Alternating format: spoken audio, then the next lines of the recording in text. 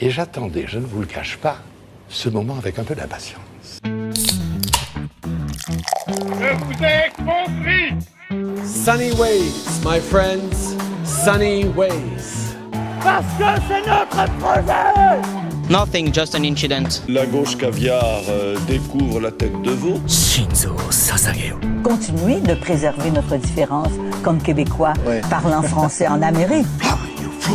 Mais vous avez tout à fait raison, monsieur le Premier ministre. Et bonjour et bienvenue à tous sur le podcast. Aujourd'hui, nous sommes en compagnie d'Astro et Pidou. Bonjour. J'attendais le bonjour. Écoute, bonjour à toi, bonjour à vous tous. Merci d'être là. Aujourd'hui, on parle Europe. Aujourd'hui, on parle crise. Aujourd'hui, on parle euroscepticisme. Putain, t'es remonté. Ouais, là, je suis à fond. Là, tout le monde est contre l'Europe en ce moment.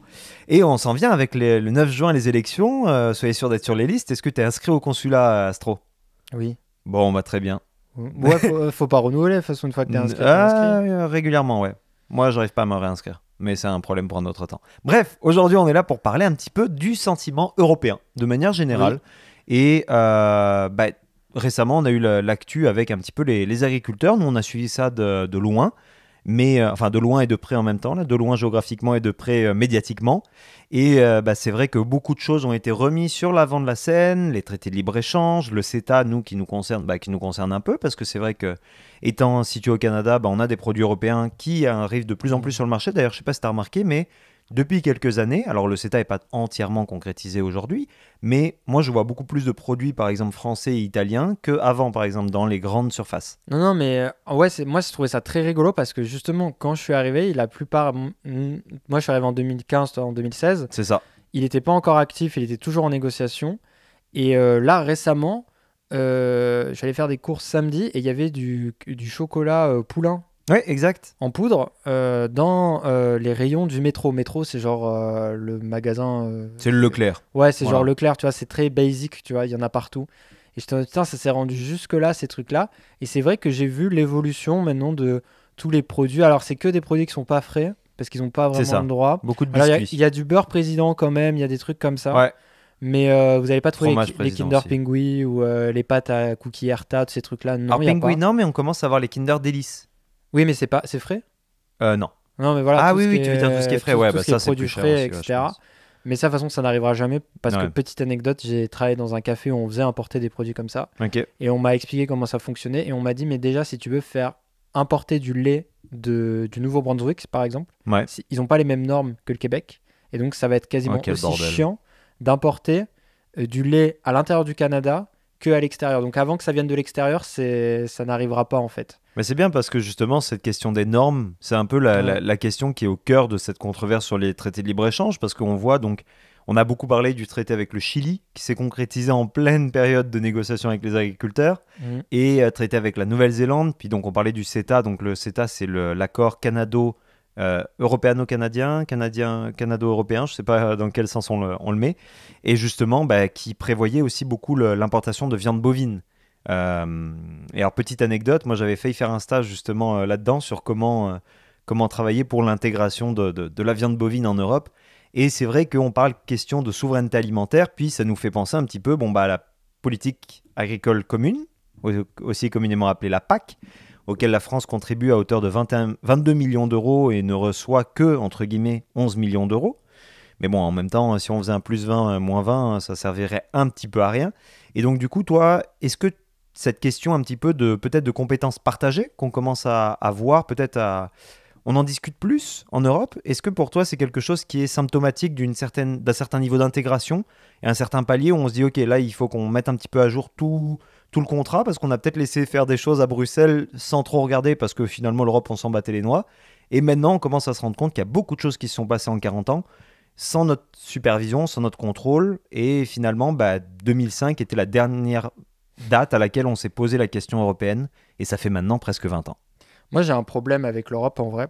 Et ça va paraître surprenant, mais parce que justement, on parle souvent des simulations qu'on a fait, qui étaient autour du Conseil de l'Union européenne. Moi, je me suis beaucoup intéressé à l'Union européenne durant mes études.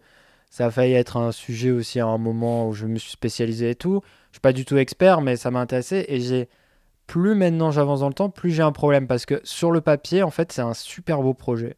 c'est un projet qui était nécessaire dans les conditions qu'il a été fait.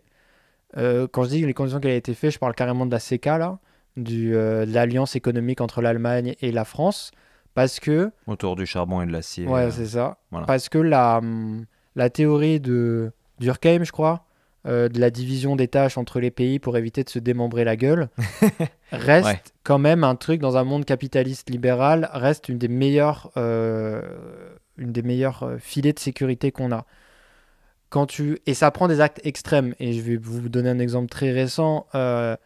L'Allemagne et la Russie étaient très proches au niveau de l'indépendance, au niveau énergétique. L'interdépendance, pardon.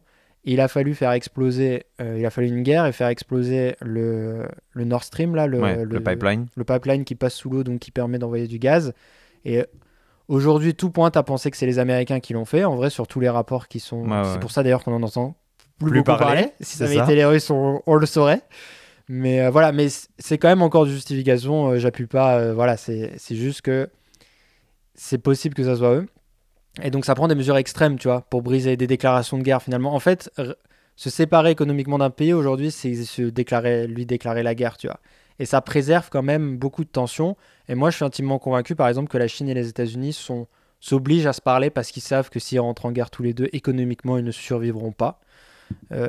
Donc ils n'ont aucun intérêt en fait. Tu te dis ça va trop coûter et de toute façon je suis pas capable de faire mon propre truc. C'est la grande théorie néolibérale un petit peu post-années 60 de dire que deux États démocratiques notamment qui commercent... qui ont des visions communes. C'est ça. Parce que la Chine et la Russie ça marche aussi leur alliance économique. C'est sûr, mais justement c'est le deuxième aspect, c'est qu'ils commercent ensemble, au final vont finir par utiliser leurs avantages comparatifs comme levier et être interdépendants et à la fin c'est vrai. Quand on reprend l'acier et le charbon, qui étaient à l'époque, notamment de la reconstruction européenne, deux éléments essentiels pour tout, c'est-à-dire que l'acier, vous en avez littéralement partout. C'est pour ça que, par exemple, la production d'acier, petite side note, est très polluante. C'est terrible. Les fours demandent une énergie incroyable et aujourd'hui, on a des investissements pour de l'acier vert. C'est très passionnant. Vous devriez vraiment... L'acier vert et l'acier bleu. Mais plus précisément, si vous spécialisez chacun dans une des productions, vous allez permettre que si je rentre en guerre contre lui, demain j'ai plus de charbon ou demain j'ai plus d'acier. Donc pour faire tourner mes machines ou pour créer des tanks, c'est juste impossible. Ou alors il faut que je rattrape 20 ans de désindustrialisation dans un domaine. En 3 jours. Ouais, c'est ça. Mais donc c'est pour ça que je me dis sur le papier, c'est bien. Après, plus on avance dans le temps, plus j'ai quand même de la difficulté avec à quel point l'espace qui est laissé au pays est de plus en plus réduit. Et les agriculteurs, je trouve que c'est une bonne manière de montrer ça. Et notamment, la France est tout à fait capable de produire de la viande, elle est tout à fait capable d'être autosuffisante. Mais là, on a à 2 doigts d'importer de la viande de Nouvelle-Zélande, quoi, parce qu'elle est moins chère. Parce que c'est moins cher pour eux. J'ai pas les specs exactement pourquoi, mais c'est moins cher globalement. On va faire importer des choses et je me dis, c'est quoi le sens et l'intérêt en fait derrière fondamentalement, économiquement, ça va enrichir des gens, je suis d'accord. Mais environnementalement, tu vas pas me faire avaler que c'est une bonne idée. Et même au niveau de l'indépendance. Et j'y aurais pas cru s'il y avait pas eu le Covid. Tu vois, vraiment, où tu te rends compte que quand même, il y a des infrastructures névralgiques que tu peux pas reléguer. Même aux voisins d'à côté. Même au truc que ça soit la santé, l'armée et l'énergie et la nourriture, je pense que c'est les 4 trucs où c'est les 4 crises qui peuvent arriver. Faut que tu sois capable de tenir un certain temps tout seul. Tu vois ? Bien sûr. C'est la même idée pour moi quand tu le fais que au Québec, il y a beaucoup de verglas. Donc, il est conseillé que quand il y a des pluies verglaçantes qui peuvent arriver de temps en temps, il y en a une l'année dernière notamment, il peut y avoir des coupures d'électricité qui peuvent durer 2-3 jours. Et le pire que ça a été, c'était je crois 2 semaines à Montréal en 95. Là, c'était la crise du verglas. Il y a eu des morts et tout d'ailleurs. Et donc, c'est un peu dans la mentalité des Québécois que faut que tu aies de quoi tenir 2-3 jours chez toi. Parce que si t'as pas d'électricité, t'es baisé. Donc, c'est pour ça qu'il y a plein de gens qui ont du matériel de camping, des trucs comme ça et tout. Et sans être survivalistes, tu vois, ils ont juste de quoi tenir 2-3 jours parce que moi, l'hiver dernier, ça m'est arrivé, j'ai pas eu d'électricité pendant 2 jours et tu te rends compte que c'est bien d'avoir un petit réchaud pour faire des pâtes, des trucs comme ça. Donc voilà. Parce que les lignes, en fait, pour l'anecdote, elles sont à l'extérieur. Les lignes électriques, elles sont à électriques l'extérieur. sont pas donc enterrées, oui. c'est ça, donc quand il y a de la glace qui tombe, en fait, sous le poids, elles peuvent s'effondrer et donc là, il faut les réparer. Donc le lien avec l'accord de Nouvelle-Zélande. Avec l'accord de Nouvelle-Zélande, c'est comme dire, je sais que je suis exposé à ce danger-là, et je vais miser sur mon voisin que le jour où ça va arriver, il aura assez de pattes pour moi. Alors, et ça serait un peu fou de te dire ça. Tu vois, c'est important de savoir pourquoi on fait ça aussi. Quelle est la revendication qu'on a vue notamment à la présidentielle 2022 en France ? Ça a été le pouvoir d'achat.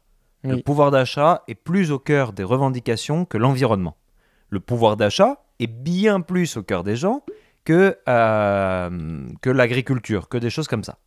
Il faut savoir que le pouvoir d'achat, ça vient pas de nulle part. Le pouvoir d'achat, ça vient des années 80, où on s'est dit que vivre la vie d'un riche, c'était ce qu'il fallait vouloir.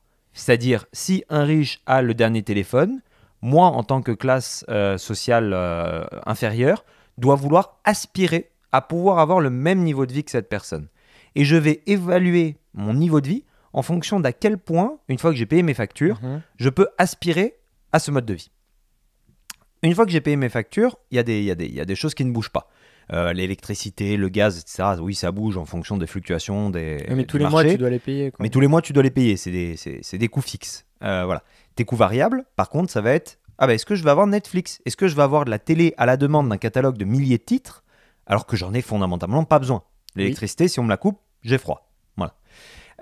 Cette idée est dans une idée de surconsommation également. Donc, je dois pouvoir aller au McDo si j'en ai envie. Voilà. Sauf que la viande du McDo, elle vient pas de nulle part. La viande du McDo, aujourd'hui, ils sont très fiers de dire que c'est du bœuf français ou que c'est du bœuf canadien ou des choses comme ça. Il faut d'abord savoir, est-ce que c'est 100% de bœuf français ou est-ce que c'est une partie de bœuf français plus des petites merdes qui sont rajoutées d'un petit peu partout. Et en fait, en surconsommation de viande, notamment, on sait que c'est un gros problème environnemental, mais aussi au niveau de la santé. Même si ton bœuf est produit dans les meilleures conditions, si tu bouffes que ça, au bout d'un moment, tu vas te créer des problèmes, notamment au niveau de la charcuterie, etc. Et on a voulu de plus en plus, et notamment depuis les guerres successives qu'il y a eu ces dernières années, réduire le coût au niveau des grandes surfaces. Mais le coût des grandes surfaces, faut pas se leurrer, ils vont pas, parce que notamment il y a les lois Egalim qui doivent être appliquées, mais il faut chercher des méthodes d'approvisionnement qui sont moins chères pour pouvoir offrir moins cher aux gens, parce qu'ils vont pas taper dans leurs marges. Ça n'existe pas. Dans un monde capitaliste, tu vas toujours augmenter tes marges et jamais les diminuer. Et il y a même des lois qui empêchent les grandes surfaces de vendre à perte. C'est-à-dire que vraiment, les agro-industriels qui sont donc le middleman, l'homme du milieu entre les grandes surfaces et les agriculteurs s'en mettent plein les poches, mais les grandes surfaces ne peuvent même pas vendre à perte. Donc, tout ça pour dire qu'à la fin, l'intérêt d'avoir ces traités de libre-échange, c'est aussi pour pouvoir dire aux Français, votre steak haché, vous pouvez l'avoir à 1 euro. Voilà. On a réussi à faire en sorte que vous ayez des steaks hachés à 1 euro et que donc votre pouvoir d'achat augmente. Parce que c'est toujours ça l'objectif. Alors après, derrière, il y en a qui payent les frais, c'est certain. Mais d'un autre côté, ce traité de libre-échange sont aussi de l'exportation. Va demander aux viticulteurs, par exemple, s'ils veulent pas qu'on fasse de traité de libre-échange, là, ils vont te dire autre chose.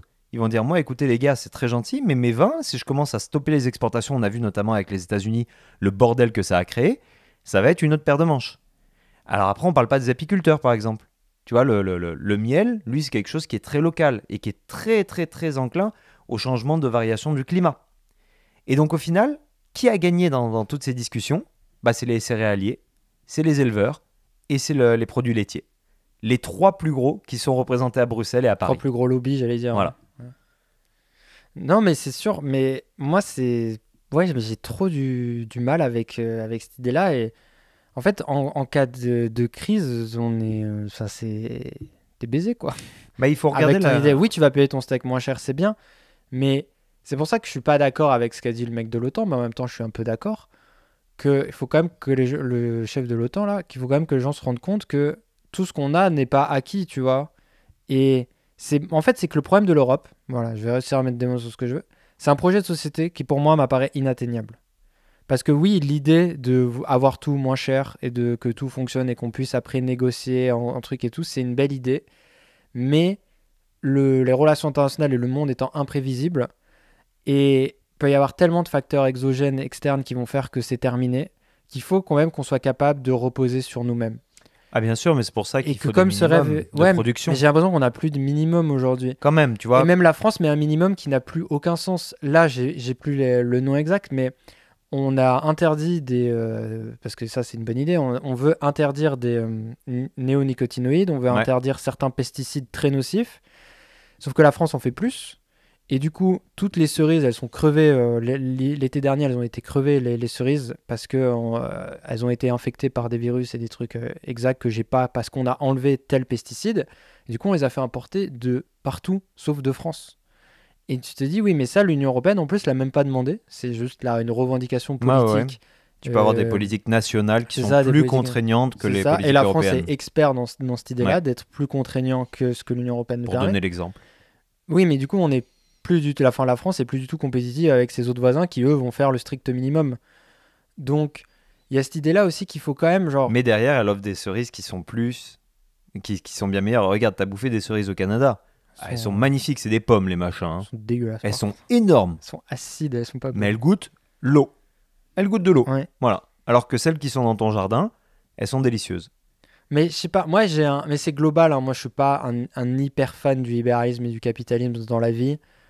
Je trouve on cherche beaucoup à toujours avoir plus. Tu vois, moi par rapport au CETA, je me faisais la réflexion un peu triste que je me dis, quelqu'un qui arrive aujourd'hui au Québec, il est plus dépaysé. Genre la volonté d'expatrier, oui. Pas expatrier, c'est pas le bon mot, mais la volonté d'immigrer, de voyager, de faire ces trucs-là et tout.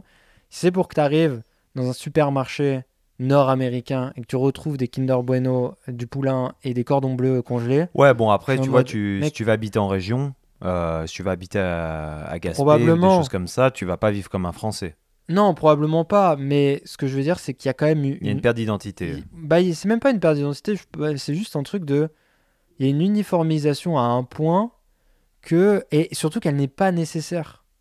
Tu vois, parce qu'il y a de la merde au Québec. Si tu veux manger du chocolat en poudre, tu vas en trouver et il sera différent, etc. Mais il y a un côté de... Je sais pas, en fait, c'est qu'au fond, ça m'apparaît presque comme des caprices, tous ces trucs-là. Tu vois, je suis en mode, oui, est-ce qu'on en a vraiment besoin ? Moi, je suis un peu extrême dans la vie. Hein. Tu sais, moi, dans le sens que si demain je vais au supermarché, il n'y a pas de fraises, parce qu'on est en putain d'hiver et je suis en mode, c'est normal qu'il n'y ait pas de fraises. Et je ne serais pas outré qu'il n'y ait pas de fraises. Je dirais, j'attendrai cet été pour faire ma compote de fraises. Si pour moi, on n'a que des patates, des pommes et voilà, qu'il n'y ait pas d'orange, je suis en mode, mais qu'est-ce qu'on a poussé comme discours depuis 30 ans ? Donc c'est pour ça que je suis un peu déphasé vis-à-vis de toutes les revendications des Français. On veut payer nos steaks hachés moins cher. Oui, mais si on ne peut pas le produire, tu n'es pas censé le payer, en fait, ton steak haché moins cher. Ah, mais totalement. Ce qu'on devrait viser, ça serait d'avoir des paniers qui sont moins chers parce qu'ils sont français. Mais il y a des produits qui sont...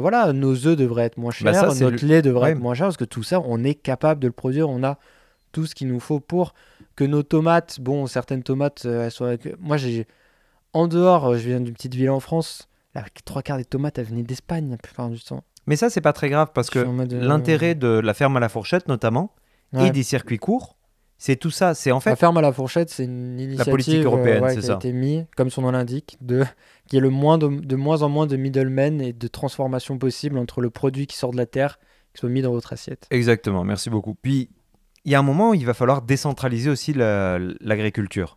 Et c'est pour ça que moi, je pense qu'on vise les mauvaises personnes. Décentraliser, c'est-à-dire ? C'est-à-dire qu'actuellement, comme tu dis, par exemple, tu peux avoir...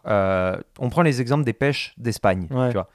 Les pêches d'Espagne, il faut savoir qu'il y a une raison pour laquelle on prend des pêches d'Espagne plutôt que de France, c'est qu'eux, ils ont le climat et nous, on l'a pas. Alors, merci le réchauffement climatique, on va pouvoir faire pousser des... Maintenant, il y a même des ananas en Bretagne. Voilà. Mais de base, il y a certains climats qui sont plus propices que d'autres. Voilà. Il faut pas oublier quelque chose. Pourquoi, par exemple, les cerises meurent maintenant qu'on met plus les pesticides ? C'est parce que sans faire d'OGM, on fait des organismes génétiquement sélectionnés aujourd'hui. Comme le raisin en Amérique du Nord. En Amérique du Nord, le raisin n'a pas de pépins. Alors qu'en France, il en a parce qu'ils les ont génétiquement modifiés à la base pour qu'il n'y ait plus que des raisins sans pépins. Voilà. Mais en fait, les OGM qui sont eux bannis, je crois, au niveau de l'Europe carrément, il y a déjà différentes catégories d'OGM qui existent, mais tu as aussi les organismes génétiquement sélectionnés pour avoir ta carotte droite, orange, etc. Il y a plein de carottes qui sont jaunes, marron, etc. Mais dans le commerce, elles ne se vendront pas. Donc, on a sélectionné un type de carotte, une race de carotte, une race de tomate, une race de pomme, une race de ceci, qui se vendent le plus. Fun fact, là, je suis désolé de te couper, mais c'est un fun fact intéressant. McDo a sélectionné une type de patate particulière et ils ont déposé le brevet d'exploitation de cette patate-là. Donc, c'est pour ça que les frites McDo sont uniques parce que la patate qu'ils utilisent, leur appartiennent concrètement, quoi. C'est ça. Voilà. Puis cette sélection, c'est aussi fait en fonction des procédés de pesticides. Parce que justement, les mêmes qui sont à l'origine, Monsanto, donc le groupe Bayer notamment. Mais tu vois, mais c'est ça, on interdit mes couilles, les néonicotinoïdes et tous ces trucs-là. Voilà. Mais là, on a renouvelé Monsanto, le glyphosate, pour je sais pas combien de temps encore. Oui, parce que c'est un deal. Oui, mais parce que les agriculteurs aberrant. étaient en mode, oui, ben on peut pas avoir Enfin, là, sans glyphosate. J'ai pas suivi Mais exactement. c'est une demande des agriculteurs, ça. Oui, donc mais- soit tu serres la main des écolos, soit tu serres la main des agriculteurs sur le glyphosate. Mais tu peux pas concilier les deux. Mais tu peux faire une transition. Ah, mais c'est ce qui est prévu. C'est ça que le Québec propose, par exemple. C'est ce C'est qui de est faire prévu. une transition de sortir. Mais le glyphosate, le glyphosate. problème, c'est que pour l'avoir étudié, il n'y a même pas de consensus scientifique.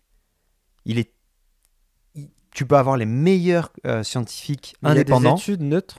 Ah oui, bah attends, alors là, on va pas partir sur ce débat, c'est très Non, compliqué. mais parce que Mais en tu as vrai, des de vrai, instituts c'est- vraiment neutres qui sont reconnus, des études d'État, des études, tu vois, des machins solides qui ont été pesés. Tu as la enfin, aussi bien au niveau américain qu'européen, etc., qui ont posé la question du glyphosate. Et c'est dur aujourd'hui, et c'est toujours dur dans ce sens-là, de démontrer un réel impact sur la santé humaine du glyphosate. Pourquoi ? Parce qu'il y a une règle dans tout produit phytosanitaire, c'est la dose qui fait le poison. Tu prends un peu de glyphosate, ça va pas te faire de mal. Mais si Tu on prends bouffe- que du glyphosate, ça te fait du mal. Mais Donc si tu bouffes un steak par semaine, alors on prend le steak, mais mettons on prend les pâtes Barilla. des pâtes, tu prends, ouais. Mais c'est pareil, les pâtes, pourquoi les pâtes Barilla On sera fait- jamais voilà. sponsor en fait par les pâtes Barilla, c'est bon. Tu sais pourquoi les pâtes Barilla ont posé problème ? C'est que le taux qui est Ouais, autorisé, était il supérieur. avait dépassé. Ouais, c'est c'est la ça. dose qui fait le poison, toujours. Donc pour revenir un petit peu à l'enjeu, ce middleman, c'est lui qu'il faut target. C'est les gros groupes agro-industriels. Et si tu arrives...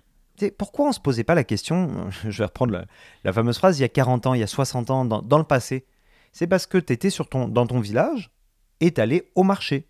Il y en avait 2 fois par semaine.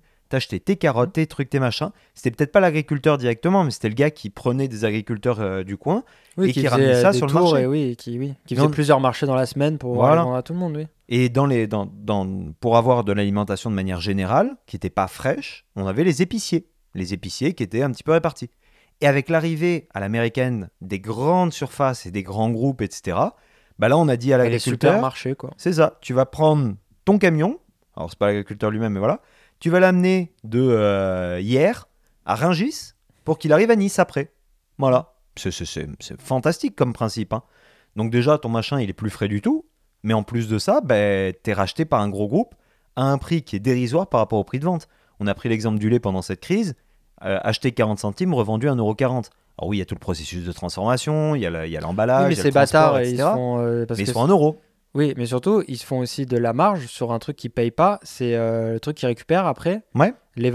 Parce que le lait, il arrive neutre, et alors ils le font stériliser, etc. Il y a Ils de la le filtrent matière tout, qui ouais. s'en dégage, et cette matière-là, ils peuvent s'en servir pour faire du beurre, Voilà. pour faire d'autres produits laitiers de base. Et ça, les agriculteurs, enfin les producteurs de lait ne touchent pas Exact. d'argent sur cette plus-value. Et donc, en plus, que ce soit le lait où ils vont se faire 1 €, et encore les marges de lait, elles seraient négociables, mais c'est pas tellement sur ça qu'ils gueulent, c'est qu'ils n'ont rien sur tous les produits, la crème 35%, Bah voilà, le c'est ça. beurre, etc. Et ça, c'est vraiment... c'est aberrant. En vrai, c'est... Mais regarde qui sont les lobbyistes à Bruxelles ou à Paris ou quoi que ce soit, et qui représentent le monde agricole. C'est pas Jeunes Agriculteurs comme on l'a vu, ou le CR, ou la FNSEA, ou des trucs comme ça. C'est les lobbies des gros groupes industriels qui viennent représenter le monde agricole, mais en fait, ils représentent leur cul, et ils grandissent leur marge. Donc, c'est un petit peu ça, et tu parlais un petit peu d'identité tout à l'heure, Ouais. et je pense que c'est un deuxième aspect sur lequel on peut aller sur l'Europe, qui remonte un petit peu, notamment avec la montée des extrêmes, etc. Cet euroscepticisme, toi, comment tu le vois grandir dans cette crise identitaire ? Alors, on peut peut-être parler migratoire, alors qu'elle soit subie par les guerres, et alors là, on est d'accord qu'on fait une grande différence entre immigration choisie et immigration subie par l'immigration subie de migrants qui fuient la guerre et l'oppression, à l'immigration choisie, qui est l'immigration régulière, donc papier, travail, Non, emploi. bien sûr. Voilà. Mais moi, en vrai, par exemple, sur l'enjeu de l'immigration, je pense que l'immigration choisie, elle devrait être gérée comme on veut par les pays. Ça devrait être le truc. Le problème, c'est que l'immigration qui est due par les guerres ou par les changements climatiques ou par tous ces trucs-là, bon, on peut débattre de la responsabilité des pays européens d'aller bombarder certains pays et de tous ces trucs-là et du passé colonialiste et tout, ça on s'en fout. Le fait est que ces gens-là, ils vont se pointer devant ta frontière et que quoi qu'il arrive, ça va déborder. Et tu pourras ériger tous les murs que tu veux, tu pourras faire ce que tu veux, les gens vont rentrer. Et on le voit très bien avec l'Amérique en ce moment, avec le Rio Grande et la frontière au Texas, où tu as toute l'Amérique du Sud, pas toute l'Amérique, tu as beaucoup de gens qui veulent monter. Les tensions que ça peut créer, mais surtout que ça n'arrête pas les gens, en fait, tout simplement. Les caravanes de migrants, ce qu'ils appellent là, ça arrive. Ouais, Et- c'est assez terrible. Si tu veux détailler rapidement, là, ils mettent quand même des bouées coupantes. Ouais, avec des barbelés autour. Avec des là, barbelés, ouais. des machins où tu peux littéralement faire une hémorragie et mourir dans le Rio Grande Bah, il y en en a- passant la Il y frontière. en a Quoi. 3, je crois. Il y a 2 enfants et un père qui est mort. C'est ça qui a déclenché toutes les D'accord. hostilités. Mais c'est très grave. Mais dans tous les cas, ça va se présenter à toi. Et que donc ça, dans tous les cas, je suis d'accord qu'il faut une réponse européenne. Parce que tu peux pas... Parce qu'après, tu es soumis sinon à l'Italie, par exemple, qui pourrait dire, bah, moi, je décide d'ouvrir les vannes ou pas. Et c'est un peu la négociation qu'on a avec la Turquie, par exemple, en permanence. Mais reste que tu sais, tu peux pas en arriver à faire ça. Donc ça, il va falloir qu'on ait une réponse commune à un moment ou à un autre, parce que le problème de l'un, c'est le problème de tous, tu vois. Mais comment tu joues Quand le avec ça Portugal va justement être avec débordé, les... on va être obligé. Non, mais Non, mais je parle plus, par exemple, tu vois, par exemple, on voit l'extrême droite monter énormément en ce moment, l'extrême gauche aussi, hein, d'ailleurs, hein, elle est tapie un peu, mais elle est troisième. La question identitaire est moins présente à l'extrême gauche qu'à l'extrême droite, mais à l'extrême droite, directement, on tape sur l'Europe. Et on tape sur le fait de dire, ouais, mais attends, là, ne serait-ce qu'avec Schengen, si la Grèce laisse passer, si l'Italie laisse passer, si l'Espagne laisse passer, ben, on se retrouve avec eux à Calais, par exemple. Et c'est pas pour rien que, bah, c'est vrai, ils partent à Calais, puis c'est là où tu vois les élus du Rassemblement national. Comment on fait justement pour concilier une espèce d'identité européenne où on se dit, bon, bah, on va être français et européen, et le fait de dire, ouais, mais attends, là, le fait d'être français, il est lui-même remis en question en ce moment. En ce moment, les gens, ils veulent d'abord être français, et l'Europe, elle passera après, puis elle passera si elle passera. Parce que le Frexit, il revient sur le devant de la scène. Mais ça, c'est un problème. J'avoue, je lis pas la presse d'autres pays européens, donc je sais pas, mais ça, j'ai l'impression que c'est un problème qui est proprement français, dans le sens que la France est en crise identitaire toute seule déjà, de base. Et je ne pense pas qu'il vient vraiment de l'Union européenne. Parce que c'est, par exemple, ce que va dire l'extrême droite avec les théories du grand remplacement et ce que va appeler l'extrême gauche de la créolisation. La plupart des personnes immigrées viennent des anciennes colonies françaises, globalement. Celles qui, entre guillemets, poseraient un problème d'après l'extrême droite dans l'espace public français. Donc, et sont qui plus est francophones. Oui, voilà. Donc, qu'on ait la France ou pas, c'est pas les Syriens qui nous posent problème en vrai. En vrai de vrai, genre de base. Enfin, oui, bah, c'est pour ça qu'on a bien fait la séparation entre immigration choisie ou quoi. Parce que c'est vrai que des migrants qui traversent la frontière de manière désespérée, etc. Bon, bah voilà, on a eu les Syriens, les Ukrainiens, les Afghans, certains, pendant certaines missions. Mais c'est vrai que l'immigration maghrébine ou subsaharienne, elle est beaucoup plus choisie la plupart du temps par des politiques de rapprochement familial, par des politiques même de travail ou de... Comment on appelle ça ? Les étudiants. Oui. Donc c'est pour ça que dans tous les cas, ce problème-là, il est propre à la France, entre guillemets. Et puis les autres pays seraient tout à fait légitimes dans le contexte de l'Union européenne de dire oui, mais ces gens-là, vous les acceptez, mais nous, la Hongrie, on est extrêmement islamophobe, on n'en veut pas. Des gens que vous allez ramener, par exemple, du Maghreb. Donc qu'est-ce que vous faites pour répondre à cette question-là ? Et ça, on l'entend pas trop dans le discours français, mais c'est normal, parce que ils vont pas le mettre de l'avant. Mais ce que je veux dire, c'est que la France, déjà de base, elle a une crise identitaire qui lui est propre. Et par-dessus ça, je pense que comme ils visent à avoir le pouvoir, et ils visent pas à faire la révolution, l'extrême droite par exemple, tu peux pas trop taper sur les institutions sans dire que tu vas les démembrer. Donc pour être cohérent dans un certain discours, ils disent que tous les problèmes de l'immigration, ils mélangent tout dans le même sac. Façon pour Jean-Luc qui est au fin fond de sa campagne, qu'il soit syrien ou algérien, il en a rien à taper. Donc il va se dire, c'est l'Union européenne qui pose problème. Si j'avais la maîtrise de mes frontières, j'aurais l'impression que ça va mieux. Mais l'Italie, elle a la maîtrise de ses frontières, parce qu'elle est la première ligne de défense. Lampedusa et tout, c'est la première ligne de défense. Ça fait genre, non, c'était pas ça, mais c'est la première ligne de tri, sur les migrants, etc. Lampedusa, tu crois que ça se passe comment ? S'ils commencent à débarquer à pied de base, parce que c'est ça aussi, l'immigration, d'une manière ou d'une autre, tu peux presque y arriver à pied. Alors, il y a beaucoup de bateaux, etc.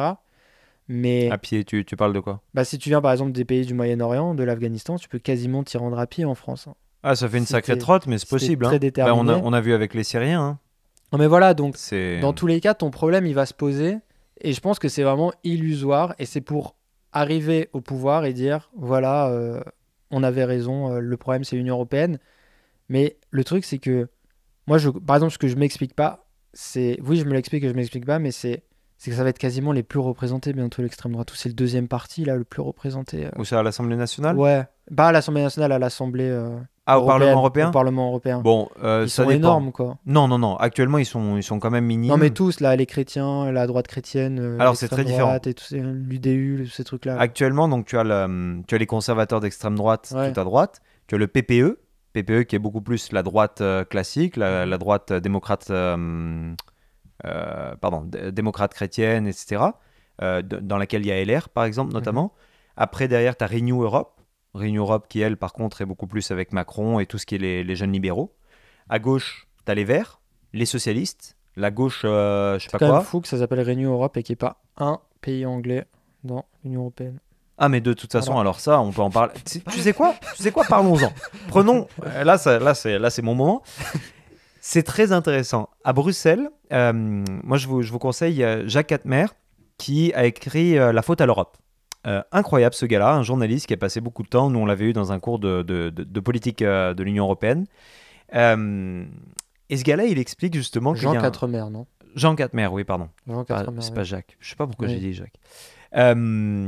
Et donc, il explique qu'il y a un certain anglais qui est très différent à Bruxelles, qui n'est pas un anglais british, qui est un anglais qui est juste d'usage, en fait. Et c'est assez intéressant parce que justement, à la sortie de l'Angleterre, du Royaume-Uni, de l'Europe, s'est posé la question. Est-ce qu'on a une nouvelle langue un peu officielle de discussion? Et finalement, ça n'a jamais avancé pour la question mais qui est séculaire en Europe. C'est qu'on va choisir quoi? L'allemand, hein, on est moyen chaud. Le français, bon bah non, on va bouder parce qu'on veut pas que la France soit le leadership. Qu'est-ce qui nous reste? On va pas prendre le belge parce que le belge, c'est même deux langues. Le belge, il y a le wallon et le flamand, dont une qui est plus germanophone, l'autre qui est plus, etc. Donc c'est un des noms. Enfin, c'est un nœud impossible. Et donc il y avait eu la question justement. De l'espéranto, c'est ça? Voilà, Ouais. de se dire on va prendre une langue qui prend un petit peu tout. Le problème, c'est que, et là je le vois dans les organisations internationales, quand tu dois traduire le moindre document, ça te prend un temps fantastique parce qu'évidemment, il faut que ce soit vérifié, enfin, il faut que ce soit traduit, vérifié, que ça passe les trucs, que ce soit traduit après dans toutes les langues de tout le monde. C'est pas viable. Ou alors c'est un gros doute pas. projet. C'est un gros projet et c'est faisable, tu C'est vois. juste mais que comme- c'est les seuls qui se sont barrés et on Voilà. continue d'utiliser leur langue. Alors quoi. après, il y a l'Irlande, Oui, c'est vrai. tu vois. c'est On vrai. peut toujours justifier ça. Non, mais c'est vrai que c'est un peu triste. Moi, je vous conseille le média Euractiv. Tu disais, Ouais. je lis pas les. Moi, je m'y suis mis il y a 2-3 Non, mais je semaines. vais pas lire le Coria de la Serra ou Non, mais des c'est ça, mais médias justement, très. Euractiv, ils sont cool parce que c'est un média européen et ils te parlent de ce qui se passe dans les autres pays. Ah, en fait. Un peu comme le truc international là. Courrier international. Ouais, Courrier international. Ouais, bah là, c'est plus focus Oui, Europe. qui est plus focus sur Europe, mais il se base sur Mais les c'est ça. médias. Mais donc, ouais, tu disais, l'extrême droite qui monte, justement, on le voit dans les sondages récents où le RN serait Mhm. majoritaire s'il y avait une élection demain Ouais. pour les élections européennes, suivi de près par LR, après par la gauche et après par Et Renew. c'est qu'en fait, je pense que ce sentiment-là, il vient du fait que les gens en France peuvent pas se dire c'est nous le problème.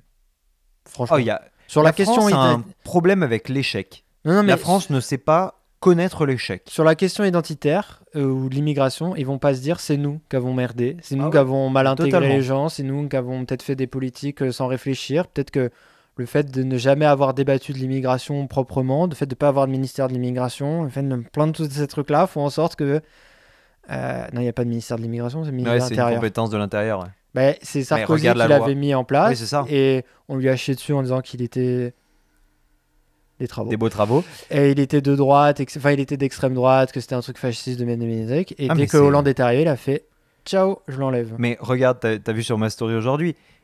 Au Canada, actuellement, si tu n'es pas résident permanent ou citoyen, tu ne peux plus acheter de maison. Ouais. Jusqu'en 2027, je crois que ça a été prolongé là. C'est 2 ans, ouais, donc oui. Mais 2 ans. c'était 2025, je crois, Ouais. et puis ça a été, voilà. Imagine en France si on dit, si tu n'es pas français, ou même pas européen, Mhm. tu sais quoi, parce que, bon, question européenne, tu n'achètes pas de propriété. Mais t'imagines le raz-de-marée du machin? Non, mais moi je trouve que les gens sont devenus fous alliés avec l'immigration. Mais ce serait un truc de malade. Genre, mais c'est ça, tu Et vois. la par loi immigration, on a vu le bordel que ça a foutu et que ça continue de foutre. T'es en mode, mais les gars, déjà, le Conseil constitue l'a retoqué, donc ça dégage. Mais c'est surtout...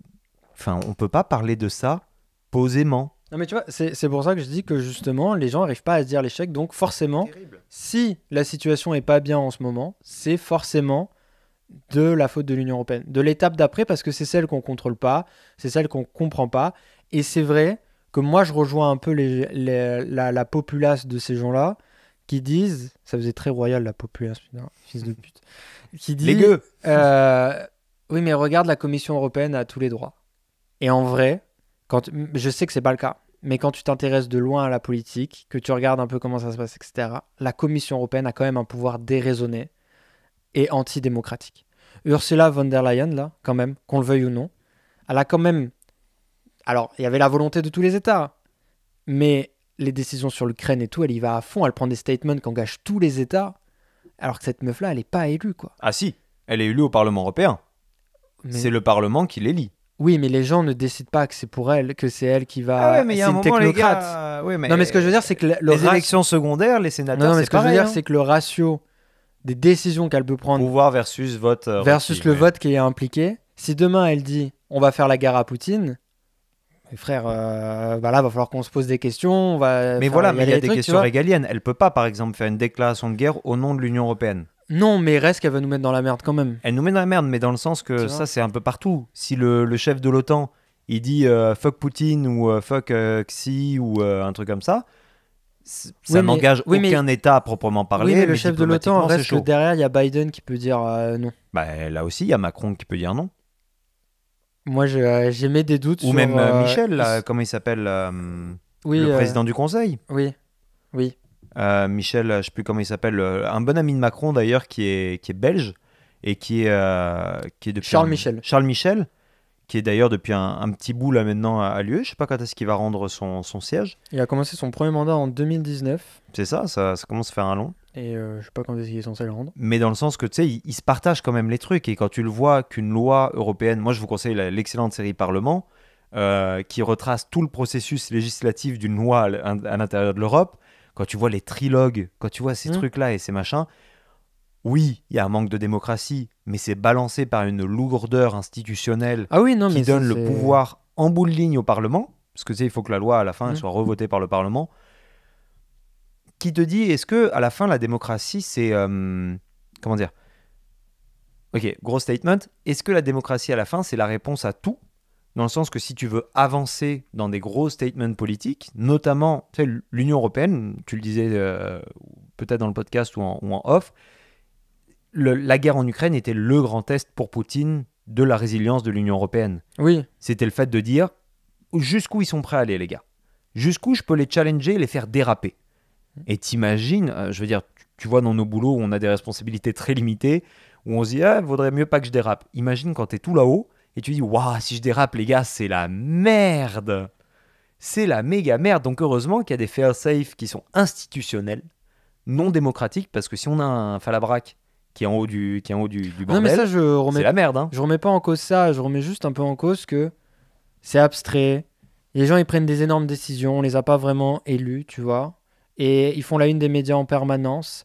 Et moi, si je suis citoyen, et je fais l'effort de m'intéresser... Il y a, à mon niveau, il y a la mairie, il y a les régions, après il y a l'Assemblée nationale, le Sénat, le président, l'Union européenne. Genre, au bout d'un moment, ça me fait beaucoup... Et même là, tu dis l'UE comme si c'était un organe. Oui. Alors qu'il y en a 3. Non, mais et qu'on ne sait pas tellement la différence entre le Conseil de l'Union européenne et le Conseil européen. Dans l'idée de ce pourquoi je vais aller voter, tu vois. Comprends. Je vais aller voter pour tous ces trucs-là. Et vraiment, le dernier, je comprends pas pourquoi je devrais aller voter. Je me fais un peu l'avocat de ces gens-là. Pourquoi j'irais voter pour l'Union européenne ? Nous, on nous dit en France qu'on élit un monarque. Tu sais, il y a ça aussi, on dit que le président, c'est un roi élu. Alors ça, c'est Mélenchon qui dit ça. Hein. Non, il y a plein de gens qui disent ça. En vrai, globalement, c'est qu'il a... et même les amis, quoi. Mais même dans les...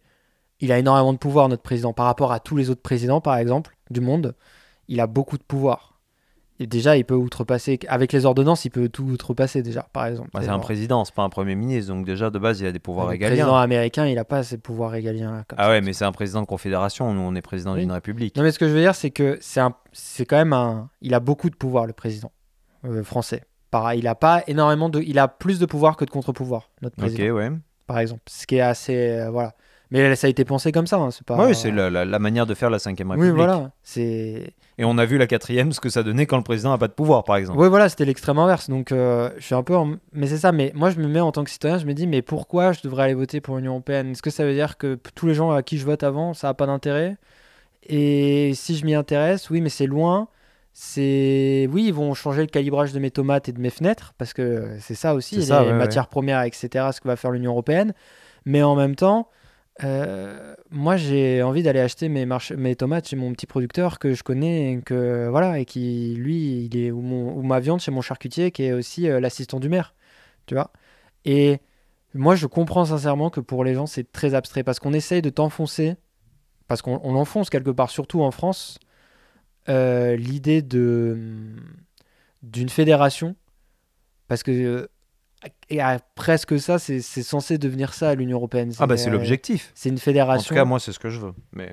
et qui n'est pas à laquelle, la dernière fois qu'on s'est posé la question, les Français n'étaient pas d'accord avec cette idée-là. Donc déjà, il y a aussi cette trahison. Je veux dire, moi, mon père, il a l'âge qu'il a, il est pas très vieux que ça, tu vois, mais ça va faire 20 ans l'année prochaine. Ah ouais, l'année prochaine, le référendum. Donc, pour donner un petit peu de contexte, c'était le traité pour mettre en place une constitution européenne qui permettait d'arriver vers une genre de confédération. Le résultat du vote a été le non de la France à pas grand-chose. Je crois que c'était... tu vas pouvoir nous donner les chiffres comme ça, je me ridicule pas avec un mauvais chiffre. Mais malgré ce non, des efforts, des actions ont été faites à Bruxelles de la part de la France. T'as bien fait, parce que c'est oui 45%, non 54%. Voilà, c'est ça. Donc c'est quand même... J'allais dire net, 55. Hein. Ah ouais, ok, oui, non. Ouais. Non, mais c'est net, du coup. Enfin, oui, c'est net dans le sens, c'est pas un 49-51. Mais c'est pas un... C'est pas un 95 voilà. Québec. C'est ça. Donc ouais, non, tout ça pour dire que, voilà, on est allé contre l'avis du peuple à ce niveau-là, pour beaucoup, dans le sens qu'on a quand même continué à raffermir les liens et continuer à faire des politiques communes en déléguant des pouvoirs à Bruxelles. Voilà. Le problème, et c'est peut-être un des derniers volets sur lequel on peut aller par rapport à l'euroscepticisme et à l'Europe de manière générale, c'est quelle est l'éducation qu'on a autour de l'Europe. Au final, qui connaît les 3 organes de l'Union européenne aujourd'hui? Qui connaît... et je blâme pas personne, je suis pas en mode... oh, vous êtes des cons, vous avez qu'à connaître un peu plus l'Europe et moi, puis vous poserez moins de questions. J'ai toujours voulu faire Sciences Po en France, j'ai voulu faire les trucs et tout, et c'est en arrivant au Québec que j'ai appris ce que c'était vraiment l'Union européenne, mais totalement. Les organes, que je m'y suis intéressé, parce que ici, par contre, ils en parlent avec des étoiles dans les yeux. Ils en parlent beaucoup. Mais parce que c'est un projet politique qui est... mais... Nous, on est dedans, mais c'est incroyable. En vrai, dans l'absolu, c'est dingue, quoi. Des pays qui se sont fait autant la guerre, et des guerres fratricides d'un degré, voilà.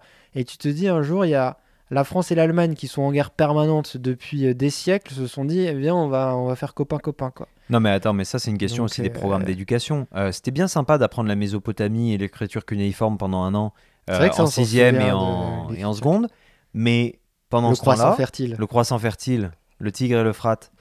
Putain, c'est vrai. L'Euphrate, ouais, putain, ouais. Putain. Et pendant ce temps-là, moi, quand je suis arrivé au Québec, il y a des Québécois qui me parlaient de Napoléon, qui me parlaient mais qui m'ont fait la chronologie des rois de France, mais les gars, les yeux fermés. Et je me disais, ouais. Tu savais que les Romains, en fait, c'était pas des jupettes qu'ils portaient, en fait, c'était des...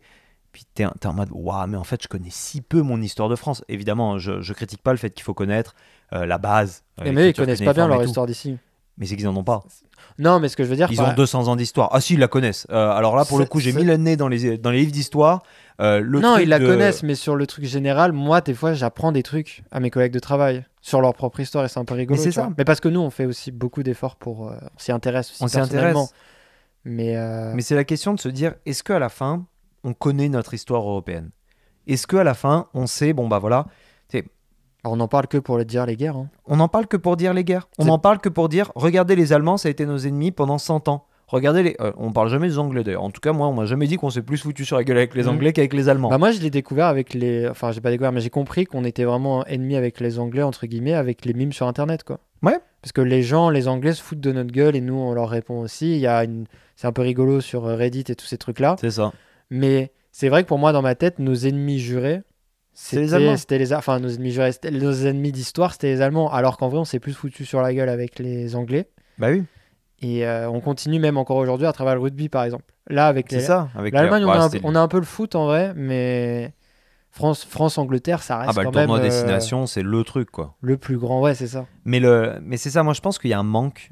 Mais c'est pas dû aux gens. Non, mais c'est vraiment dû à la manière de penser la chose. Et c'est là-dessus, pardon, je vais encore me faire l'avocat de Macron, et pourtant je suis pas de son parti. Mais... Si, tu m'en parles, tu m'as dit, t'as donné pour sa campagne. Voilà, exact. Tu m'as dit, combien, 500 balles 500, ouais. Je touchais les 100K. Non, mais tu sais, par exemple, le fait de rajouter le drapeau européen derrière lui, en plus du drapeau français.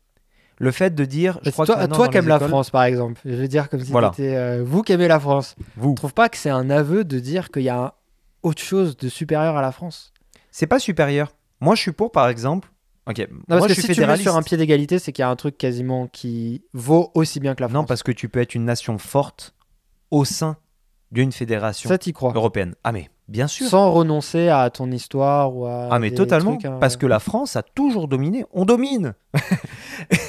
Ah ouais. Moi, j'y crois pas, tu vois. Parce qu'à la fin, regarde, quand tu regardes tous les livres d'histoire, quand tu regardes toute l'histoire de l'humanité de manière générale, tu peux te mettre dans une fédération ou jouer tout seul de ton côté, il n'y a pas de problème. Mais à la fin, il y aura toujours des relations de dominance.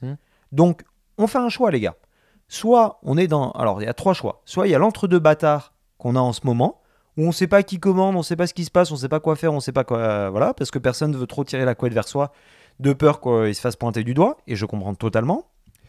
Soit on la joue chacun de notre côté, et on essaie de voir lequel s'en sort le mieux. Dans le contexte actuel, c'est pas le truc le plus pacifique. Hein, faut pas oublier que c'est aussi parce qu'on arrête de se taper avec le voisin que toi et moi, on n'a jamais eu à faire de service militaire. Et on n'en a jamais senti le besoin. Ou alors, on essaie d'être les meilleurs dans notre domaine. Et c'est ce qu'on a même vu ça, mais au niveau français, au niveau des municipalités, au niveau des régions.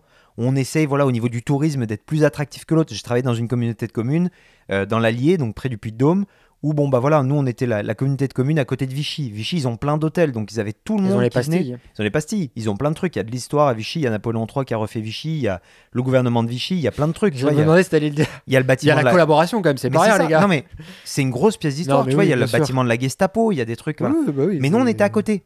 Donc on avait plein d'attractions. Bah, qu'est-ce qu'on s'est dit? Vous avez un parc d'attractions Gestapo? Non, il y avait plein d'attractions touristiques à Vichy.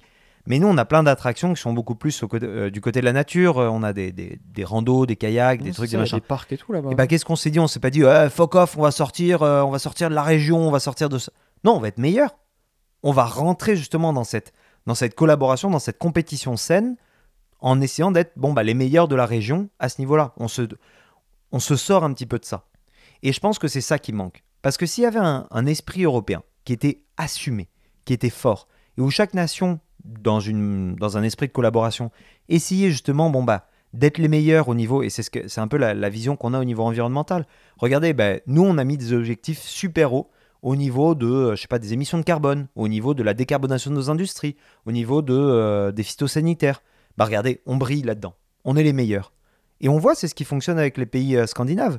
Les gars, ils sont taxés de ouf, ils sont très peu nombreux, ils ont une immigration super restreinte, mais ils sont super bien vus à l'international. Les gars, ils sont les meilleurs dans leur domaine, soi-disant. Ils ont quand même beaucoup de problèmes derrière, mais ils essayent de montrer un certain exemple, tu vois. Et moi, je pense que c'est ça qu'on peut faire. C'est montrer une France forte au sein d'une Union européenne. C'est d'essayer d'avoir cet esprit de se dire, mais merde, à la fin, est-ce qu'on a besoin de sortir d'un projet commun pour être fort, ou est-ce qu'on peut être fort à l'intérieur de ce projet? Est-ce qu'on a peur en fait de la compétition des autres à ce point-là? Est-ce qu'on est assez faible pour devoir sortir? Et quand on voit les résultats que ça a mené en Angleterre, c'est terrible. L'Angleterre se démembre. Ils ont eu combien? 4-5 premiers ministres depuis 5 ans? Il y a une salade qui a duré plus longtemps que ils ministre. Sont incapables. Mais moi, je vais me faire l'avocat du diable parce que c'est une question que je trouve intéressante de te poser. C'est pas forcément un truc auquel je crois, mais tu crois à un sentiment européen possible avec des pays qui, malgré tout, ont des visions du monde qui sont pas fondamentalement, mais qui sont très différentes des nôtres. Par exemple, tu sais, beaucoup les pays d'Europe de l'Est, là, qui ont été sous le joug de l'URSS, et l'URSS, c'était il n'y a pas si longtemps, hein. C'était des parents, aujourd'hui, nos parents, ils seraient nés en URSS si on était nés en Europe de l'Est, tu vois. Donc, il y a quand même des visions de la société, même, parce que quand tu es né en URSS, tu n'as pas la même vision que quand tu es né dans une nation ultralibérale. Donc, tu peux t'adapter, etc. Mais il y a quand même... Par exemple, ils sont très, très famille entre eux, tu vois, par exemple. C'est pas des critiques, il n'y a pas de jugement de valeur sur ce que je fais. Je dis juste que dans des sphères quand même personnelles, il y a des choses qui sont quand même différentes. Et moi, je suis dubitatif de l'idée... Tu sais, par exemple, on dit souvent, oui, mais regarde, les Polonais, ils vont travailler pour moins cher. Oui, mais c'est parce que les Polonais, ils ont crevé la dalle pendant je sais pas combien d'années, qu'aujourd'hui, ils sont juste contents d'avoir un travail. Je tire à gros traits, hein, bien sûr. Non, mais je comprends. Pour dire que, voilà, et c'est sûr qu'ils ont une force de travail où ils se disent, bah déjà, on a un travail, c'est bien. On va pas commencer à avoir des revendications. On dit, on a un travail, on peut manger à la fin du mois. Moi, ma grand-mère, elle bouffait des cailloux.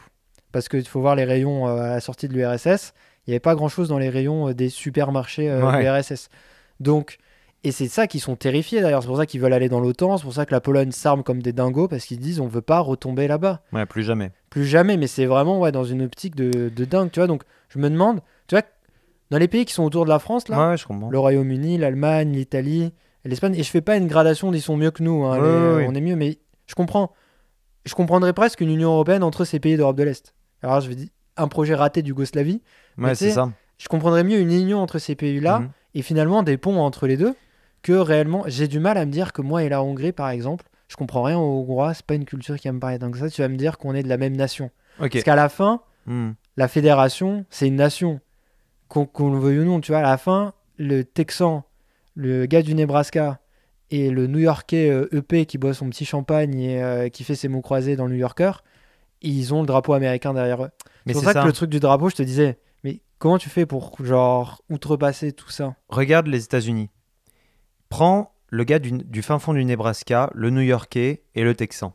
Et bah ces gars-là, ils vivent ensemble sous un même drapeau depuis moins longtemps que les Corses, depuis plus longtemps que les Corses et les Alsaciens.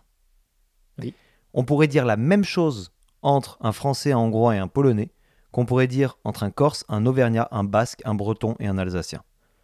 Mais il y a un moment, à la Révolution, on a fait bon, les gars, c'est très simple, la capitale c'est Paris. Maintenant, vos identités régionales, elles vont canner. Ok, et si vous n'êtes pas d'accord, c'est nous qui allons vous buter. Les Vendéens, vous commencez un peu à faire chier là, vous êtes pro-royalistes. On va vous défoncer les gars.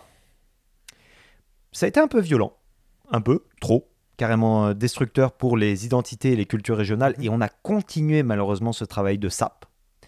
Et c'est ce que je ne veux pas pour l'Europe. C'est l'idée de dire on va effacer nos cultures. Ouais, parce que je pense une chose. Parce que les Américains, ils ont quand même effacé toutes les Premières Nations sur place, ils ont fait une nation. Oui, ils sont arrivés sur une terre vierge. Ouais, c'est ça. Ils ont créé la terre vierge. Oui, ils l'ont créée. Elle n'était pas vierge. Voilà. Ils ont dit, bah non, il y a personne. Il y a quand même là vachement de. Non, il y a personne, je te dis. Donc. Parce que en fait, au niveau de l'Europe, je pense pas que. Moi, je pense que les 50 dernières années, c'est pas de l'histoire, c'est du journalisme. Je pense qu'on est bien plus français depuis Louis VI le Gros, Aliénor d'Aquitaine. Je sais pas, moi, je te prends Louis XVI, Louis XIV, Napoléon, voilà, des choses comme ça. Même Raymond Poincaré, tu sais quoi, que Mitterrand, Chirac, même De Gaulle. Pourquoi ? Parce que ces gens-là sont encore vivants. Et la fameuse phrase que Zemmour adore ressortir d'Auguste Comte, que les morts gouvernent les vivants, dans le sens que, à la fin, nos identités, elles ne sont pas forgées sur ces 50 dernières années. Elles sont forgées sur des centaines d'années. Et à la fin, oui, le hongrois, il est de tradition judéo-chrétienne. À la fin, on parle plus ou moins la même langue. On parle une langue romane. Alors c'est un petit peu différent, mais nous, la France, c'est là où on a une place, mais qui est stratégique, et je pense qu'on ne se rend pas compte de la puissance de la France. Nous, on a réussi à prendre des langues romanes et des langues anglo-saxonnes et en faire un énorme melting pot de langues françaises. On a eu de l'influence germanique autant que de l'influence romane, etc. Et ça se voit dans notre architecture, ça se voit dans tellement d'aspects de notre culture aujourd'hui, qui a été balayé par une américanisation plan Marshall, mais à une vitesse foudroyante. J'en suis totalement conscient. Le terrain était propre parce qu'on avait tellement effacé nos cultures régionales que les Américains sont juste venus et paf, ils nous ont mis les jeans, les t-shirts, les ceci, les cela, les baskets. Et on était désespérés aussi.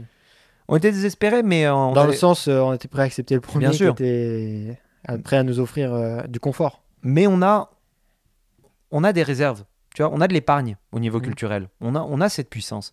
Et je pense que justement, ce qui est intéressant à exploiter, c'est le fait de se dire que oui, à la fin, les Corses, les Bretons, etc., aujourd'hui, c'est plus par la force qu'on les retient. Et ils ont encore cette identité commune. Et on essaye en ce moment de raviver ces identités. C'est le travail que va faire Macron, notamment en Corse, pour penser à une Corse beaucoup plus indépendante au sein de la République. En Bretagne aussi, tu vois, les écoles ont été autorisées à parler le breton au sein des écoles, etc. C'est le fait de se dire, bon, bah voilà, on va garder, on va exploiter et raffermir nos identités culturelles tout en faisant partie d'un projet plus grand. Et je te prends par exemple le projet Erasmus, qui est le meilleur exemple de ça. On va prendre des étudiants, on va les faire voyager et découvrir les autres cultures et ramener chez eux plein d'idées et plein de bébés aussi, parce qu'on a des millions de bébés Erasmus, etc. Alors, c'est un peu drôle comme ça quand on y pense, mais c'est aussi des bébés du projet européen. C'est des bébés qui viennent justement de l'idée de se dire, mais waouh, on peut faire voyager librement maintenant des étudiants un petit peu à droite à gauche. Ouais, ils vont faire surtout la fête, etc. Mais ils vont tellement s'imprégner de culture qu'à la fin, leur culture, elle va être un espèce d'ajout. Tu auras ton socle fort qui sera français, breton, alsacien. Même des fois, il y en a certains qui pensent que c'est leur village, tu vois, leur propre culture, à laquelle, voilà, on prend l'arbre, on a mis une trompe, puis on va rajouter des branches. Un petit peu comme ça. Donc, mais c'est un projet à long terme. Il ne faut pas voir ça sur 10 ans. Il faut voir ça sur 100 ans. Ok, ouais, moi j'y arrive pas, mais... non, mais ça prend de la volonté. Non, je mais pense même pas que c'est sans un truc volonté naturel. Je pense qu'il faudra forcer le pas aux gens. Je pense qu'il y a aussi un truc que, par exemple, l'Amérique, ça marche parce que les gens qui sont venus en Amérique, la plupart étaient désespérés. Ils n'avaient plus rien, donc autant se fondre dans la culture et on va faire croire qu'on garde notre truc et on va s'adapter. De toute façon, on n'a plus rien.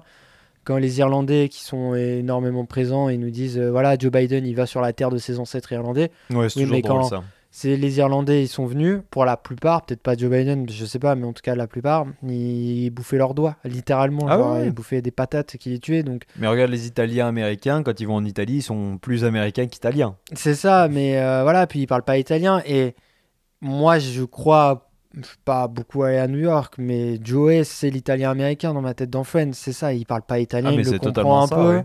Et il sait dire 2-3 mots, et voilà, il trouve que c'est bien. Mais pour ça que... Moi, je vois pas comment on va réussir à créer un sentiment européen, sincèrement, hein, sans effacer la culture et du coup sans rentrer en conflit à un moment ou à un autre. Parce que je pense pas que tu puisses effacer une culture, parce que quand tu vas, pas l'effacer, mais quand tu vas la réduire, tu vas avoir une montée des gens qui veulent la défendre. Ah, mais bien sûr. Une partie de l'extrême droite, pour moi, de la jeunesse d'extrême droite, c'est un discours que j'observe un peu, qui n'est absolument pas scientifique, mais que j'observe un peu chez les jeunes et tout, sur les réseaux sociaux, machin. C'est préserver la culture française. Qu'ils connaissent à peine, finalement. Qu'ils connaissent pas très bien, effectivement, et la culture européenne qu'ils connaissent pas non plus vraiment bien. Mais il y a cette idée-là de on va la préserver parce que c'est la nôtre. Ça va pas plus loin que ça. C'est à nous, donc on va la préserver. Et je pense que tant que les gens, ils ont encore quelque chose... Tu vois, pareil, pourquoi ils adhèrent autant, les pays d'Europe de l'Est, je pense, à la culture européenne? Parce qu'ils n'avaient plus rien. Enfin, j'abuse, l'URSS, les gens, ils vivaient quand même en URSS, je vais pas forcer, mais... C'était vraiment la misère de tous les jours. Il y avait plein de trucs où c'était problématique. Il y avait la gueule des immeubles, des trucs. Enfin, vraiment, c'était vrai. Je sais qu'en Occident, on a été beaucoup bourrage de crâne. L'URSS, c'était terrible, etc. Il y avait des gens, ils vivaient bien, ils étaient heureux, tu vois. Mais il y avait quand même un sentiment de peur permanent, de manquer de choses à la fin du mois, ou d'avoir juste le strict minimum et de jamais pouvoir avoir plus, tu vois. Mais ces gens-là, ils sont pas tellement dans l'UE quand tu regardes. L'Estonie, tous les trois, là, l'Estonie... Oui, mais en termes de population, ça représente quoi? Non, mais ce que je veux dire, c'est que eux, leur sentiment européen, il est très fort. Oui. Parce qu'il y a eu un terreau où il n'y avait pas grand-chose pour pouvoir le faire. Mais regarde l'Allemagne, qui a été divisée en deux pendant toute cette guerre. Aujourd'hui, c'est une nation. Alors que un bon exemple, d'un côté, tu avais des jeans et le rock, et de l'autre côté, tu avais le bleu de travail et la musique de propagande. Littéralement, à 100 mètres de distance, tu avais ces deux gens-là. Et tu as eu une Angela Merkel qui a gouverné pendant 14 ans sur l'Allemagne, alors qu'elle venait d'Allemagne de l'Est. Alors que l'Allemagne de l'Est, et sa famille en particulier, était mal vue de la part des Allemands de l'Ouest, comme, c'est... Après, l'Allemagne, c'est les pauvres, on paye un petit peu pour eux, et puis voilà. Mais c'est pas pour te contredire, mais en vrai, c'est vrai que l'Allemagne, c'est quand même un cas particulier aussi, parce qu'ils ont dû renouveler leur culture après le passage d'un moustachu énervé. Ouais, mais il n'empêche que... Tu vois, ils ont... Ouais, mais c'est quand même né d'un drame, finalement. Bah En fait, ouais, mais est-ce que- l'Europe est née d'un drame. Moi, ma question, c'est est-ce que pour adhérer à la culture de l'Union européenne, est-ce qu'on devrait avoir un drame, tu vois? Mais l'Europe est née d'un drame. Oui, oui, je sais. Mais... Donc on est en train de le faire. Bah, d'ailleurs, il y a toute une mouvance en sciences politiques qui dit que l'Europe ne se construit que par des crises. Ah mais oui. Elle ne répond que par crise. C'est comme ça qu'elle se fait. Et probablement à la fin de l'Ukraine, on va assister à un changement fondamental dans l'Union européenne. Mais regarde la crise migratoire, le traité de Dublin, Oui. tous ces trucs-là. Jamais ça aurait été envisageable de voir ça avant. Mais je sais pas, puis même le drapeau, il veut rien dire, moi je trouve pour... Oh. Non, mais tu vois, les étoiles, qu'est-ce que ça veut dire exactement? Non, mais ce que je veux dire, c'est qu'il y a plein de gens qui vont pas forcément s'y retrouver, tu vois. Ouais, un tricolore, c'est pas non plus super évocateur. Tu sais c'est quoi les 3 couleurs de la France? Je crois. C'est quoi? Alors le blanc, c'est la royauté. Ouais. Le rouge, c'est censé être le sang, je crois, des révolutionnaires, mais c'est pas censé être ça, je crois. Hein. Et le bleu, après, c'est la bourgeoisie, non? C'est pareil. C'est Paris, ah oui, c'est ça. Mais le rouge, C'est c'est Paris, censé hein. être les révolutionnaires, pas le sang, les C'est ça. révolutionnaires. C'est ça, Paris. Paris. Oui, Paris. La ville. Voilà. Sur Donc, un pays, Oui, t'as la ville. oui, mais bon, après... Ah bah oui. Non, mais je viens pas de Paris, on aurait mieux fait de mettre Versailles, par exemple. Non mais tu vois, ah bah il y a déjà le blanc. C'est vrai, la royauté. Mais tu vois, c'est pour ça aussi, il y a des choix qui sont faits dans les drapeaux. Non, mais ce que je veux dire, c'est que je vois pas comment on va réussir à dégager un message européen. Ouais, et je sais que par exemple, il y a des gens, ils sont très civilisationnels dans la vie, ils pensent que voilà, ça va s'organiser nous allons et tout. Mais tu vois, moi j'ai un statement perso, on nous a fait croire que les empires c'était des trucs où les gens étaient tous ensemble sous un même drapeau, etc. Mais les 3 quarts des gens qui vivent dans les empires, ils savaient même pas qu'ils appartenaient à l'empire ou c'était très loin pour eux.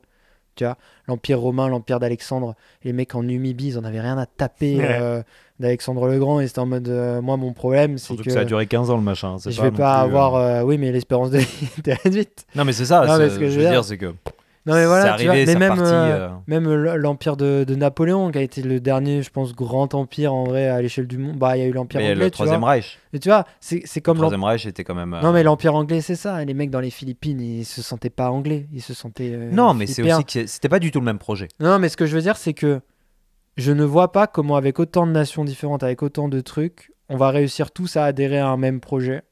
Vraiment à adhérer à un même projet. Pour moi, on va adhérer. C'est le max qu'on est en ce moment. On va adhérer à ça au maximum. Mais justement, On va pas chanter l'hymne européen. On va pas dire je suis européen et français. On va pas dire je suis européo-français, comme ils vont dire je suis américano-italien. ouais, mais regarde Ça ta carte n'arrivera pas pour d'identité. moi. J'ai plus de carte d'identité, elle Bon, est c'est périmée. chiant. J'ai un passeport. Ta carte d'identité, d'ailleurs, où est-ce que... Oui, mais maintenant il y a le truc de l'Union Il y a le drapeau européenne, européen avec Sur les, c'est- sur les permis aussi, je crois. sur les permis, sur tous les Ouais. papiers d'identité. Maintenant, tu as F, ton pays, Mhm. recouvert d'étoiles Mhm. de l'Union européenne. C'est ça que je dis quand je dis une France forte, une France existante, tout simplement, parce qu'après, force, c'est vrai qu'il y a des relations de dominance, c'est une autre question. Mais une France à l'intérieur d'une plus grande truc, sans effacement des populations, mais dans un projet commun. Et tu parlais des crises, et je pense qu'on peut finir là-dessus, notamment les crises internationales comment on appelle ça, de guerre, etc. Et moi, je pense que vraiment, le projet qui fera décoller l'Europe, dans le sens, les gars, on n'a plus le choix maintenant, et tu sais, il n'y a plus de retour en arrière, et puis là, on va vraiment se sentir européen, c'est quand tu vas avoir une armée officielle, une sortie de l'OTAN. Alors ça, Ouais. c'est ce que je veux absolument, une sortie immédiate et définitive de tous les pays de l'Union européenne de l'OTAN, avec en contrepartie la création d'une armée européenne et un service national, européen obligatoire pour les 18-25 ans, qui va dire, et ça, c'était toute la génération au-dessus de nous le dit, c'est que T'as plus de quand ils faisaient 25 ans, là. Moi, j'ai bientôt 26, mais j'ai encore 25. C'est bien, tu t'exclus du projet. Même par le exemple, le service service national obligatoire, actuellement qui est en France, moi, j'ai pas à le faire parce que j'ai fait ma journée d'appel. Tu vois. Mais pour le service militaire, tous ceux qui l'ont fait de la génération au-dessus, ils nous ont dit, ouais, mais moi, par exemple, j'avais un Alsacien avec moi. Le gars, il savait pas lire, pas écrire, pas compter. Ouais. Moi, je savais Moi, un peu j'ai- lire, du coup, je faisais ça. J'ai une théorie aussi sur ça, de dire que Et au niveau européen, t'imagines? l'espace français, c'est considérablement défoncé quand on a enlevé le service militaire. Et je suis Bah pas oui. du tout pour le service militaire, je suis pour un service civique Oui, obligatoire voilà, c'est ça. où tu rentres pas chez toi. Hein. C'est le but, c'est que C'est ça. tu dormes à côté des mêmes personnes.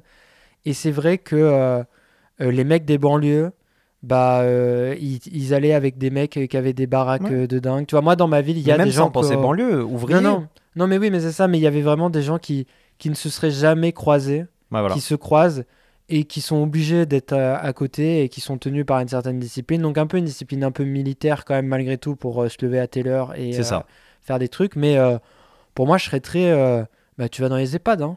Voilà, vous allez dans les EHPAD, mais comme ça vous allez comprendre qu'il va falloir mettre de l'argent dedans. Dans les urgences, oui, voilà, dans les ambulanciers, dans les pompiers, dans l'armée pour... Tu peux être à l'accueil dans les urgences, voilà. Tu peux nettoyer les salles, hein. Tu peux les toilettes. Tu peux nettoyer les toilettes, tu peux nettoyer la salle d'accueil. Enfin, il y a plein de trucs, tu n'es pas obligé d'être médecin ni formé de près ou de loin.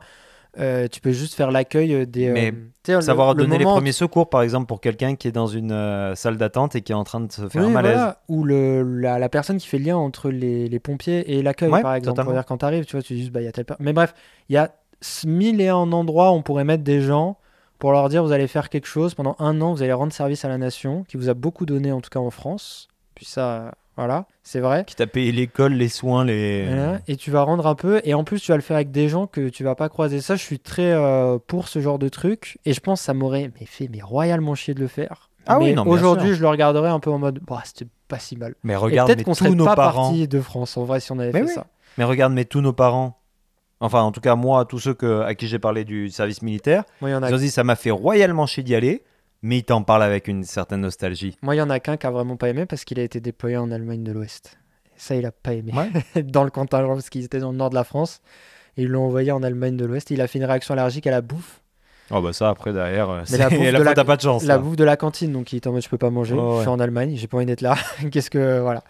Mais en vrai, oui, je suis assez... Tu vois, t'imagines, donc pour reprendre mon argument au niveau européen, alors je dis militaire. Oui, peut-être que si je dormais à côté d'un Hongrois pendant 1 an, je dirais putain, la Hongrie, c'est génial. J'ai pris la Hongrie parce que c'est un pays que je connais pas, justement. Mais à la fin, vous servez l'Europe. Tais-toi, le Hongrois, le Roumain, tout ça. À la fin, derrière, vous êtes dans un projet commun, les 2 mains dans le truc. Les 2 mains dans le cambouis. Prochain épisode qu'on pourra faire, ça sera sur... justement, on pourrait comparer, en tout cas partir sur le projet canadien, par exemple. Parce que c'est un bon exemple avec le projet québécois. Ouais. Le Québec est tellement distinct. Et là, il faudrait qu'on ramène Radi pour faire ça avec nous. Mais parce que justement, par exemple, moi, j'ai un statement de j'ai pas tellement immigré au Canada, j'ai plus immigré au Québec, tu vois. Et c'est intéressant parce que... Moi, j'ai immigré au Canada surtout. Ouais, mais à la base, attends, ton intention, c'était le Québec ou c'était le Canada? Ou est-ce que ça s'est transformé? C'est transformé. Voilà, c'est ça. En arrivant sur place. Ouais. C'est pour ça qu'aujourd'hui, je dis, ouais, mais en fait, j'ai pas immigré au Canada. En fait, ça, c'est au moment de la résidence permanente, où j'ai sous-pesé l'idée de me barrer dans une autre province parce que les mesures sont pas les mêmes. Et du coup, pour aller bosser pendant 2 ans et me dire, après, de toute façon, la résidence permanente, elle est valable partout. Et je me suis dit, ouais, mais non, mais j'ai pas envie. En fait, j'ai pas immigré pour aller en Ontario. En fait, j'ai immigré pour rester ici, tu vois. Mais il y a le truc de...